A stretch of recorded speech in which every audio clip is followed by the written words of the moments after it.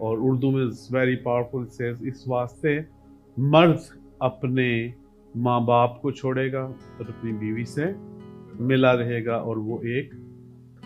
आज हम सिर्फ 2 लफ्जों को सीखेंगे। We're gonna learn only 2 words here. Number 1, hold fast, और जो NLT में है join,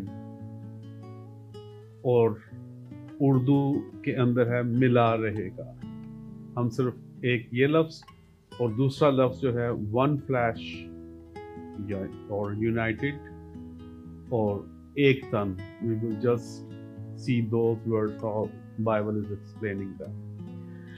So, Genesis. yes, same thing. So for the whole fast, I'm gonna do this with you, a word study from the different scriptures, how this word is used. So this word is called Dābaq.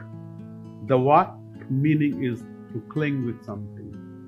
So I'm going to be using different verses where this word is used, and you're going to see that how powerful is this word.